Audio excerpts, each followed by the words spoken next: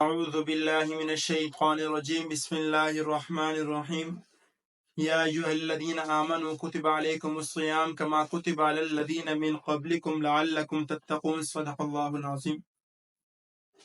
میرے انتہائی واجب الاحترام بھائیوں مسلمان دوستو، اللہ تعالیٰ نے مسلمانوں پر جس طرح روزے فرض فرمائے ہیں اسی طرح دوسرے احکامات بھی فرض فرمائے ہیں۔ آج کی ویڈیو میں ہم آپ کو زکوٰۃ کے بارے میں بتلائیں گے۔ زکوٰۃ سال کے بعد ایک سال گزرنا شرط ہوتا ہے مال تجارت پر، سونا چاندی پر اور نقدی پر۔ یہ چار چیزوں پر زکوٰۃ ہوتی ہے۔ جو استعمال میں چیزیں ہوتی ہیں ان پر زکوٰۃ نہیں ہوتی۔ اللہ کے محبوب علیہ الصلوۃ والسلام نے ارشاد فرمایا، اللہ اس کو محفوظ فرما دیتے ہیں، اس کا مال و پاک ہو جاتا ہے اور حلال بن جاتا ہے۔ مال کی زکوٰۃ نہیں دیتا، سونا چاندی میں سے، نقدی میں سے، مال تجارت میں سے، فرمایا کہ وہ گناہ گار بھی ہوتا ہے، اللہ کے حکم کو ٹھکرانے والا ہوتا ہے، جس کی وجہ سے دارین کے اندر ناکام ہی ناکام ہوتا ہے۔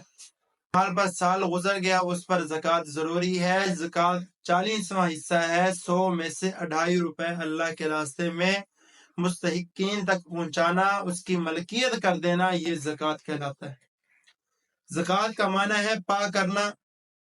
زکوٰۃ نکالنے سے اللہ کے محبوب علیہ الصلوۃ والسلام نے ارشاد فرماتے ہیں کہ اللہ مال کو پاک فرما دیتے ہیں، ہر قسم کی آفات سے، بلاؤں سے، ہر قسم کی چوری ڈاکے سے اللہ تعالیٰ اس کی حفاظت فرما دیتے ہیں۔ زکوٰۃ ادا نہیں کرتے ان کے بارے میں بہت ہی سخت وعید ہے۔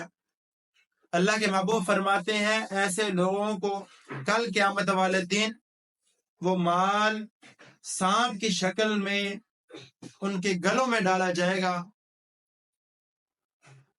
کہ وہ کہے گا کہ میں تیرا مال ہوں جس کو تو دنیا میں اکٹھا کر کے رکھا کرتا تھا، آج اللہ کے حکم سے میں سانپ بن کر تیرے گلے میں ڈل گیا ہوں۔ اللہ کی طرف سے ہوگا، کیونکہ اس نے دنیا میں رہ کر اللہ کا حکم کو پورا نہیں کیا۔ اللہ نے جو حکم دیا تھا زکوٰۃ ادا کرنے کا، وہ مال کو اکٹھے کرنے میں لگا رہا، لیکن مال جو اللہ نے عطا فرمایا تھا اس میں سے اس کا حق، اللہ کا حق مستحقین تک نہیں پہنچاتا تھا۔ اس لیے میرے مسلمان بھائیوں، مسلمانوں پر سال کے بعد اپنے سونا چاندی، مال تجارت اور نقدی کا حصہ زکوٰۃ کا ہے۔ سونا چاندی کی موجودہ قیمت لگا کر اس کے حساب سے زکوٰۃ ادا کرنا ہوگی۔ اور زکوٰۃ ادا کرنے کے بارے میں اللہ کے محبوب علیہ الصلوۃ والسلام نے بہت انعامات ارشاد فرمائے ہیں، اللہ اس کو عطا فرمائیں گے۔ اس لیے میرے بھائیوں، اپنے مالوں کی زکوٰۃ مستحقین تک پہنچائیں۔ مستحقین کون ہے؟ جو اللہ نے مصارف قرآن پاک کے اندر بیان فرما دیے، صدقات للفقراء والمساکین والعاملین علیہا والمؤلفۃ قلوبہم الی آخری۔ یہ مصارف ہیں کہ ان کی ملکیت کر دینا وہ مال، پھر زکوٰۃ ادا ہوتی ہے۔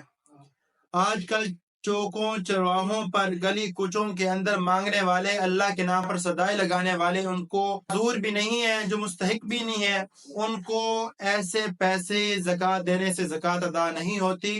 اس کی ذمہ باقی ہے جب تک مستحقین تک وہ اپنا پیسہ، مال و دولت نہیں پہنچائے گا زکوٰۃ کا، اس وقت تک اس کی زکوٰۃ ادا نہیں ہوگی۔ اللہ سے دعا ہے کہ اللہ تعالی ہمیں صحیح معنی زکوٰۃ، صحیح مصارف پر خرچ کرنے کی توفیق عطا فرمائے۔ وآخر دعوانا الحمدللہ رب العالمین۔